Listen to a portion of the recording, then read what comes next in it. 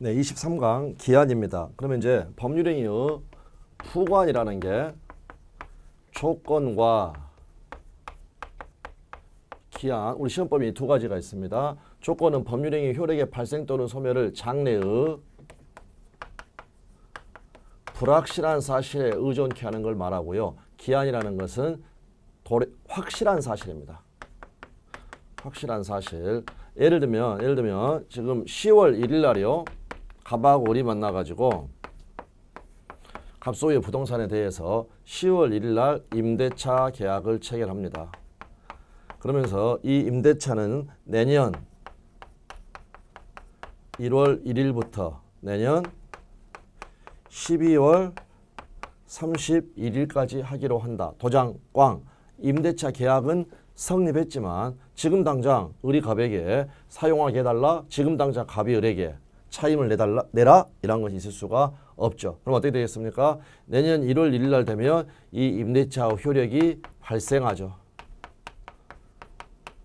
그런데 내년 1월이 된다는 것은 확실하기 때문에 이것은 기한이라고 부르고요. 이걸 시기라고 부릅니다. 시기. 그 다음에 내년 12월 31일이 되면 이 임대차는 효력이 소멸하게 되겠죠. 그래서 발생기한, 소멸기한을 이걸 종기라고 합니다.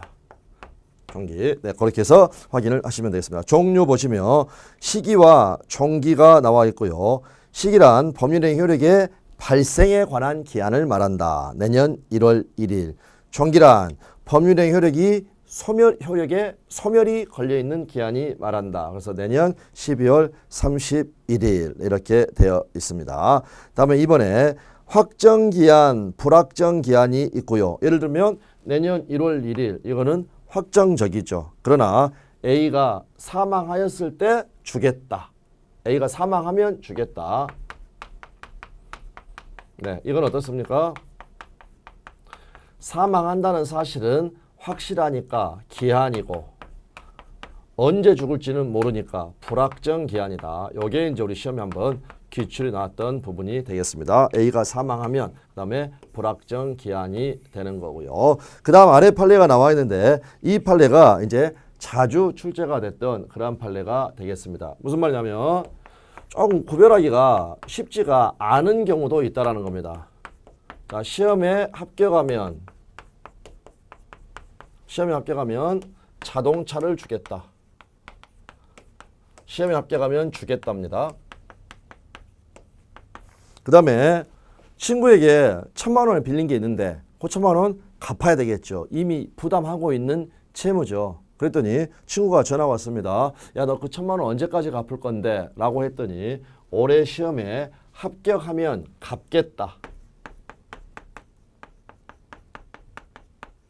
네, 이렇게 되어 있다는 겁니다. 그러면 똑같이 시험에 합격하면이라는 단어지만 이거는 의사표시의 해석에 따라서 달라진다는 겁니다. 무슨 말이냐? 이 푸관에 붙은 사실이 주겠다는 것은요, 발생해야 시험에 합격하면 주는 거고요. 발생하지 않으면 불합격하면 안 줘도 되죠. 이렇게 되면 요거는 조건이라는 겁니다. 그런데 이미 지금 1,000만 원 빌린 건 무조건 갚아야 되죠. 그러니까 이 사실이 발생했다. 그러면 갚아야 되는 겁니다. 떨어졌다. 그래도 갚아야 된다는 겁니다. 그런데 만약 시험 제도가 폐지가 돼가지고요. 시험에 합격하는 게 불가능하게 됐다. 가령 6월 1일 날. 이때에도 요 이행기 갚아야 된다. 이행기는 도래한다. 이행기 도래. 그래서 일단은요. 느낌을 딱 잡으셔야 됩니다. 시험에 합격하면 주고 떨어지면 안 주고. 그러니까 이거는 조건. 우리가 하고 있는. 다음에 시험에 합격하든지 떨어지든지 무조건 갚아야 된다. 이미 1,000만 원 빌렸으니까. 네, 이렇게 되면 이거는 불확정 기한이다. 이렇게 해서 연습을 좀 하고 판례를 거듭 읽어주시면 되겠습니다. 네, 그래서 그 판례 한번 볼까요? 푸관이 붙은 법률행위에 있어서 푸관에 표시된 사실, 즉 시험에 합격, 발생하지 않으면 채무를 이행하지 아니하여도 된다고 보는 것이 상당하면 자동차 안 줘도 되죠. 그때는 조건이 되는 겁니다. 표시된 사실이 발생한 때는 물론이고 즉 합격, 반대로 발생하지 아니하는 것이 확정된 때에도 불합격, 이미 빌린 1,000만 원은 갚아야 되죠.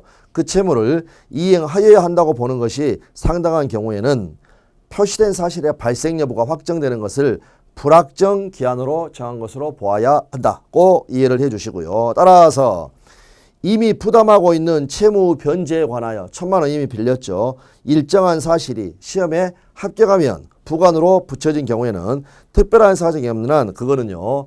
돈 갚을 걸 시험 합격할 대로 유예해 준 겁니다. 변제기를 유예한 것으로서 그 사실이 발생한 때 합격 또는 발생하지 아니하는 것으로 확정된 때에 기한이 도래한다. 변제기가 도래한다. 이 기한은 변제기 방금 유예라고 그랬죠. 변제기가 도래한다라고 보시면 되겠습니다. 다음은 시험제도가 6월 1일 날 폐지되었다. 당사자가 불확정한 사실이 발생한 때를 이행기한으로 정한 경우에 있어서 시험에 합격하면 갚겠다. 그런데 그 사실이 발생한 때는 물론 그 사실의 발생이 6월 1일 날 시험대조 폐지로 불가능하게 되었다. 그때에도 이행기한은 변제기 6월 1일은 도래한 것으로 보아야 한다. 네, 그대로 확인해 주시면 되겠습니다. 기한부 법률행위 효력, 기한 도래 전의 효력, 조건부 권리와 마찬가지로요.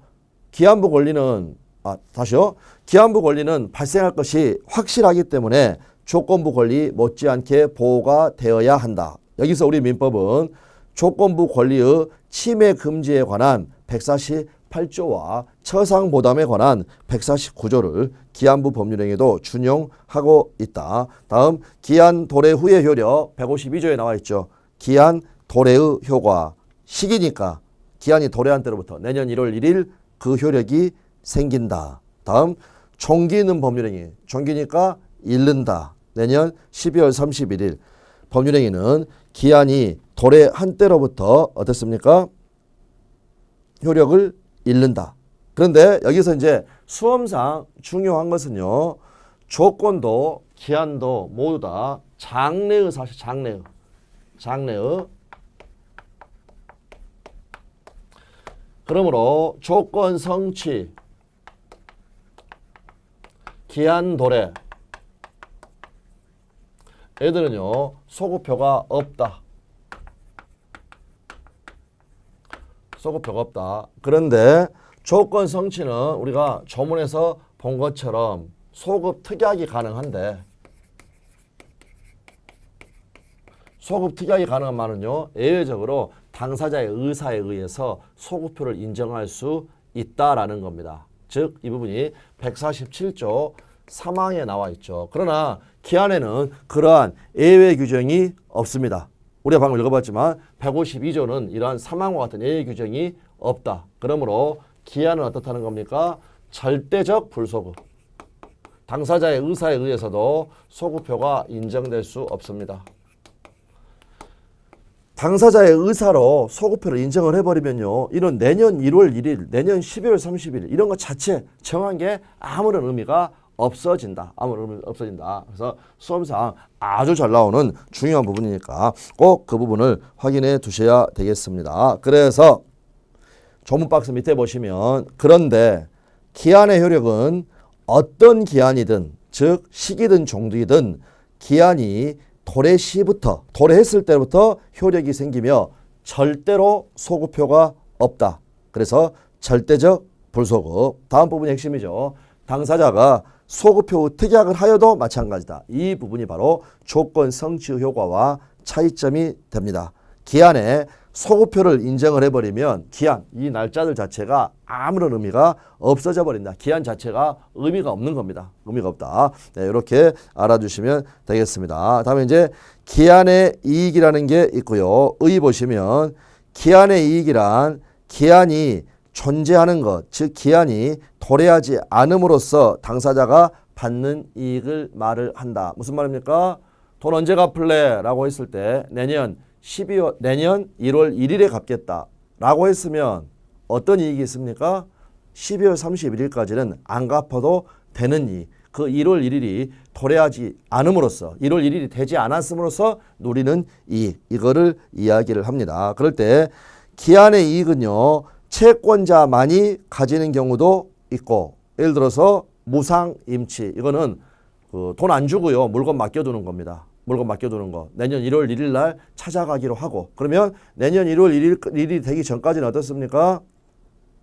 맡겨둔 사람은 그냥 가져가면 되죠. 그때 가서 가져가면 되죠. 그다음에 채무자는 그동안 어떻습니까? 잘 복원하고 있어야 된다라는 거. 요거는 참고만 하시고요. 참고만 하시고 다음 채무자만이 가지는 경우가 있다. 이게 바로 무상소비대차. 무슨 말입니까? 내년 1월 1일 날 갚기로 했다. 이자는 없다. 그러면 채무자만 좋죠. 1월 1일 전까지는. 그런데 이제 채권자, 채무자 쌍방이 가지는 경우도 있다. 이거는 이자부 소비대차. 이자부 소비대차. 그러면 이자를 5%로 하고 내년 1월 1일에 갚기로 했다라면 채권자는 어떻습니까? 내년 1월 1일이 되지 않음으로써 12월 31일까지는 이자를 받을 수 있는 이익이 있고 채무자는 돈을 갚지 않아도 된다. 1월 1일이 되기 전까지는 네, 이러한 이익이 있다라는 겁니다. 그렇지만 보통은 채무자가 갖는 겁니다. 기한의 이익은. 그리하여 우리 민법은 당사자의 특약이나 법률행위 성질상 분명하지 않으면 기한의 이익은 채무자에게 있는 것으로 추정하고 있다. 이렇게 보시면 되겠고요. 그래서 필수 조문이다 생각하시고 조문 자체를 이제 보시면 됩니다. 153조 기한의 이익과 그 포기. 기한은 채무자의 이익을 위한 것으로 추정한다. 그런데 이제 그 부분에서 만약에 채권자의 이익을 위한 것으로 추정한다라고 하면 이 지문이 틀린 지문이 됩니다. 그런데 그게 아니라 여기가 채무자가 적어지더라도요. 기한은 채무자의 이익을 위한 것으로 본다라고 하면 잘못된 겁니다. 추정하는 거지 간주하는 것은 아니기 때문에. 그래서 수험상으로 요 부분들이 이제 틀린 지문으로 나오게 되니까 이거를 정확하게 조문 자체를 알아두시고요. 그냥 눈으로만 읽지 마시고 채무자가 채권자라고 적어지면 틀린다. 직접 해보시고 그다음에 추정한다가 본다라고 적어져 있으면 틀린 지문이다. 다음 이 항은 본문 단서 같이 알아두셔야 됩니다. 내년 1월 1일 날 갚기로 했습니다. 그런데 기한의 이익은 어떻습니까? 포기할 수 있죠. 네, 이 말은 중도 상환할 수 있다라는 의미로 생각하시고 조문을 알아두시면 됩니다. 포기는 할 수 있지만 그러나 상대방의 이익을 해야지는 못한다. 그래서 수수료는 물어야 한다. 이런 식으로 수수료는 물어야 한다. 라고 해서 조문 자체를 확인을 하시면 되겠고요.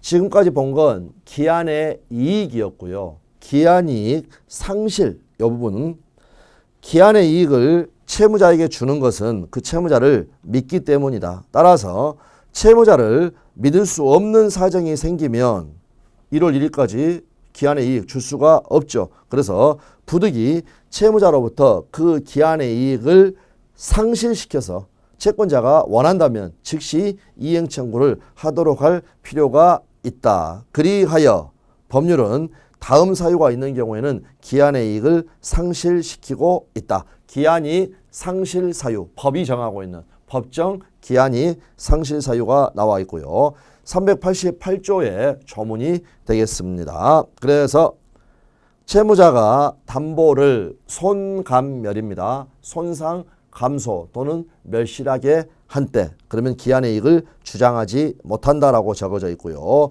2호에는요. 채무자가 담보 제공 의무를 이행하지 않은 때 이때도 기한의 이익을 주장하지 못한다라고 적어져 있습니다. 그러니까 결론적으로 388조 1호, 2호는 모두 다 담보와 관련되어 있다라는 걸 먼저 체크를 하시고 담보를 손감멸, 담보 제공 의무를 이행하지 않은 때라고 확인을 해주시면 되겠습니다.